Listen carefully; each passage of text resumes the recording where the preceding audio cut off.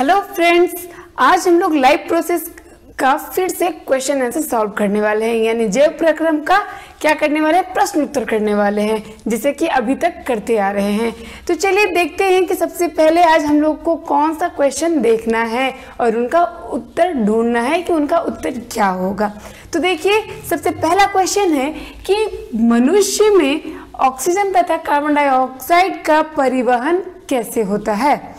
यानी कि हम जो सांस लेते हैं और जो छोड़ते हैं उसी के बारे में पूछा जा रहा है कि मनुष्य में यानी हमारे शरीर में कैसे ये प्रक्रम होता है।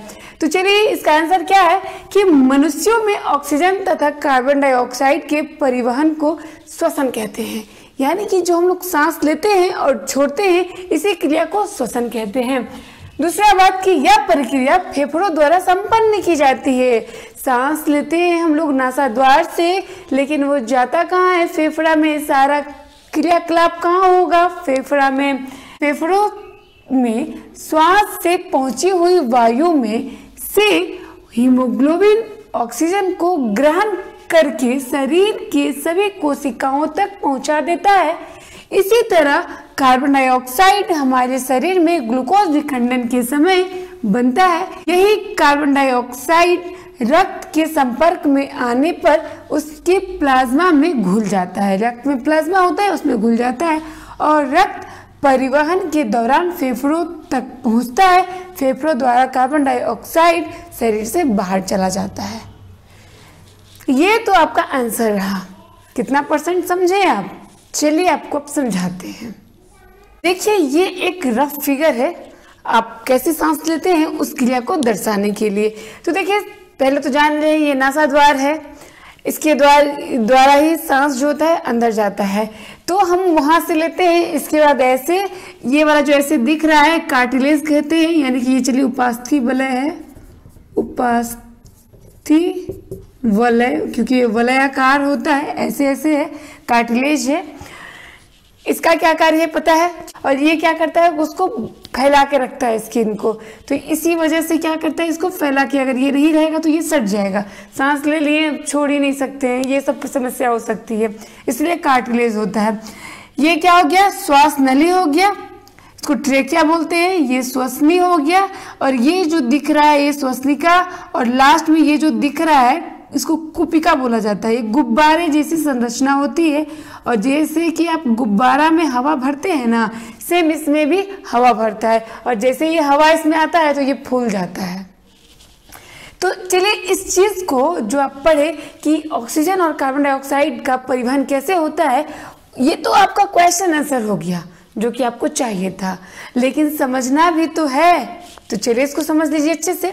क्या होता है जब हम सांस लेते हैं, सांस जो हमारी नासाद्वार से होते हुए, यहाँ पे बहुत सारे बाल भी होते हैं, नाक में देखे होंगे, नाक में जो बाल होते हैं वो बेकार के नहीं होते हैं। जैसे ही आप सांस लेते हैं उसके साथ बहुत सारा धूलकण जाता है, तो वो धूलकण क्या करता है, बाहर ही छोड़ देता है, यानी कि बाल में फंस के रह जाता है। इसके बाद हमारा सांस जो है वो अंदर जाता है, यानी कि वायु अंदर जाता है, और ये श्वास नली होते हुए देखिए क्या होता है कि ये हमारे दोनों जो क्या कहते हैं फेफड़ा है उसमें चला जाता है। यानी ये सब क्या है, ये फेफड़ा, फेफड़ा या फिर इसको बोल सकते हैं फुफ्फुस, लंग्स, जो बोलना है बोल सकते हैं। तो ये फेफड़ा हो गया। तो ये फेफड़ा में कैसे सब क्रिया हो रही है उस चीज को देखिए। तो हम लोग सांस लेते हैं, ये सांस इसके द्वारा जाता है, फिर ये दोनों तरफ चला जाता है।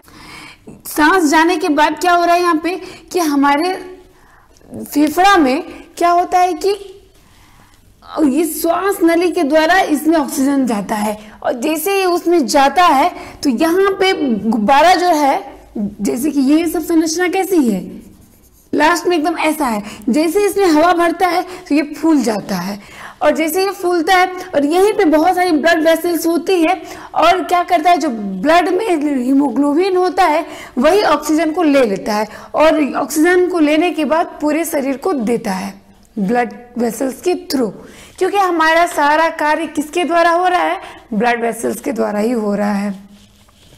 तो ये इस तरीके से ऑक्सीजन हमारे पूरे शरीर में फैल जाता है और हम हर एक कोशिका को मिलता है। लेकिन जो कार्बन डाइऑक्साइड कहाँ से आता है? देखिए, जब ग्लूकोज का विखंडन हो रहा था तो हम लोग क्या पढ़े कि ग्लूकोज का विखंडन होता है तो उससे ऊर्जा मिलती है, जल मिलती है, कार्बन डाइऑक्साइड, ये सारी चीज निकल रही है। तो जो कार्बन डाइऑक्साइड वहां पे विखंडन यानी ग्लूकोज विखंडन के समय में बना, वही जो कार्बन डाइऑक्साइड है फिर ब्लड के द्वारा, अगर ब्लड के द्वारा ऑक्सीजन पूरे शरीर को जा रहा है तो ब्लड के द्वारा ही तो कार्बन डाइऑक्साइड शरीर से बाहर निकलेगा। तो जो कि ऑक्सीजनेटेड ब्लड है वो फेफड़ा से फिर पूरे शरीर में चला गया, और जो डीऑक्सीजनेटेड ब्लड है यानी जो इसमें कि कार्बन डाइऑक्साइड है हमारे शरीर से पूरा खींच के लेके आके कहाँ देता है? फिर से देगा लंग्स में, यहाँ पे आएगा, और यहाँ पे आने के बाद फिर हम जब सांस छोड़ते हैं वही कार्बन डाइऑक्साइड हमारे शरीर से बाहर निकल जाता है। तो इसी चीज को हम लोग समझे कि जो कि ऑक्सीजन और कार्बन डाइऑक्साइड का यानी कि एक्सचेंज कैसे हो रहा है, ये एक्सचेंज ऑफर है। ऑक्सीजन ले रहे हैं और उसके बदले कार्बन डाइऑक्साइड छोड़ रहे हैं।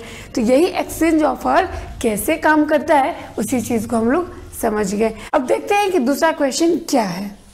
तो देखिए, हमारे पास दूसरा क्वेश्चन क्या है कि गैसों के विनिमय के लिए मानव फुफ्फुस में अधिकतम क्षेत्रफल को कैसे अभिकल्पित किया गया है।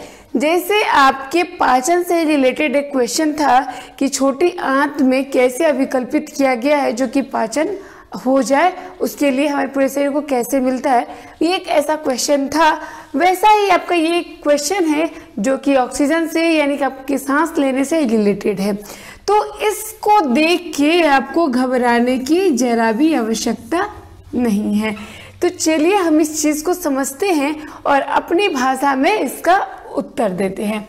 तो देखिए क्या है कि ये जो हमारी फुफ्फुस यानी कि लंग्स, फेफड़ा, फुफ्फुस देख के सोचिएगा फुफ्फुस क्या है, कंफ्यूज नहीं होना है। फुफ्फुस का मतलब होता है फेफड़ा, लंग्स।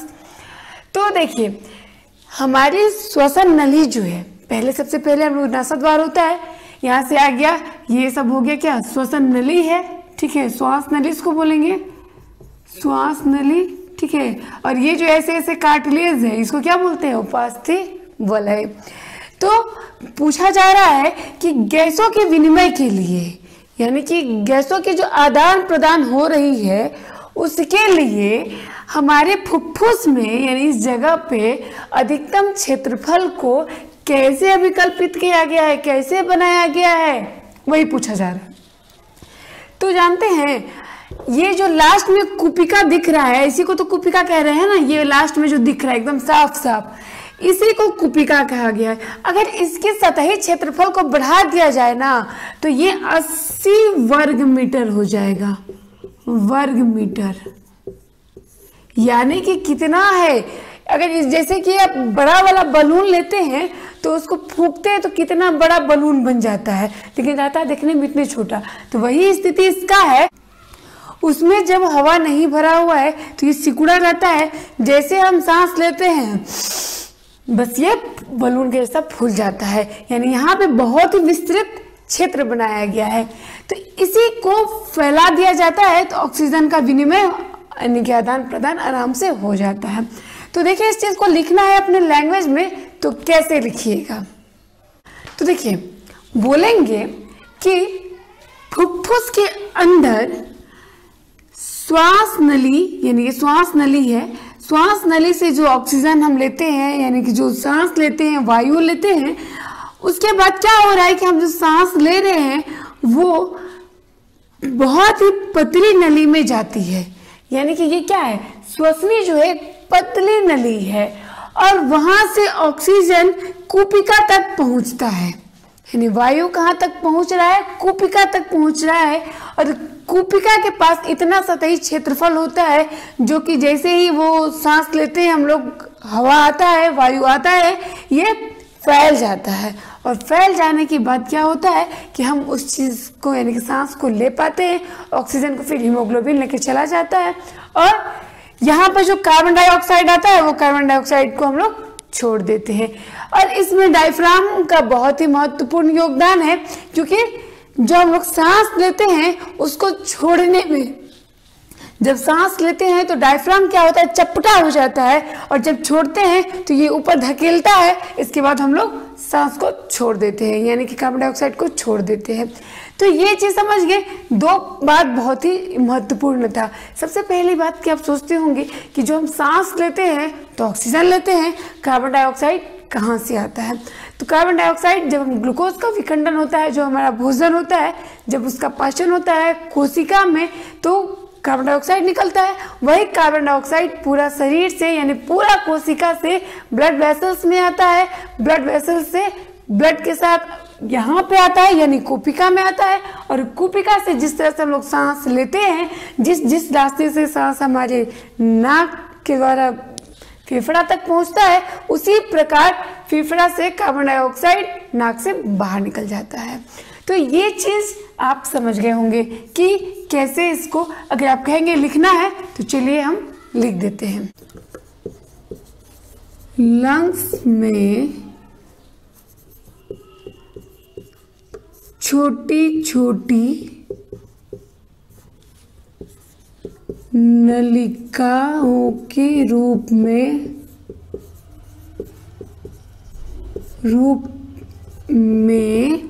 ये जो श्वसनी है, यानी श्वसनी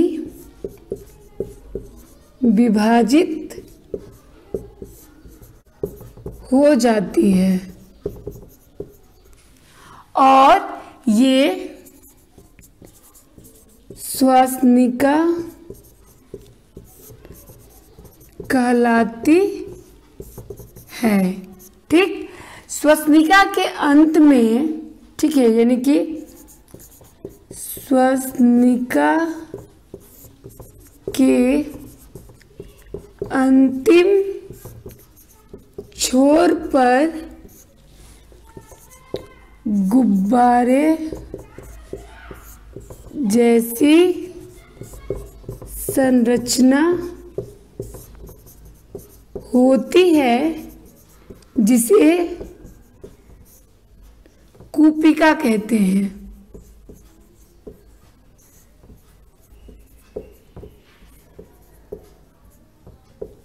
कुपिका कहते हैं, और इसकी सतह के क्षेत्रफल को अगर विस्तृत कर दिया जाए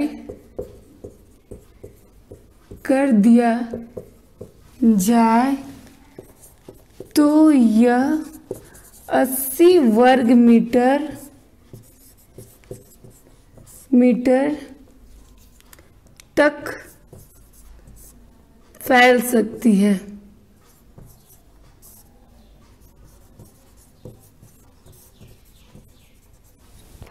समझे कि क्या बोला जा रहा है कि लंग्स में छोटी छोटी नलिकाओं के रूप में रहती है, यानी लंग्स में छोटी छोटी जो नलिका है, श्वसनी है, ये श्वसनी छोटी छोटी नलिकाओं के रूप में रहती है, जिसको कि श्वसनिका कहते हैं। श्वसनिका के अंतिम छोर पे एक संरचना बनी होती है, जिसको कि कुपिका कहते हैं।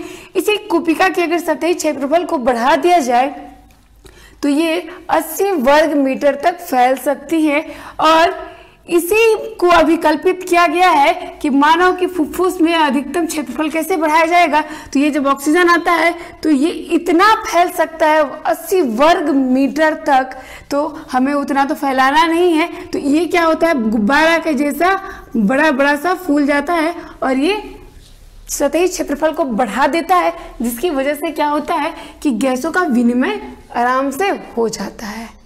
तो आप इस चीज को समझ गए। तो चलिए देखिए, ये चीज आप आज समझ गए। ठीक है, थैंक यू सो मच।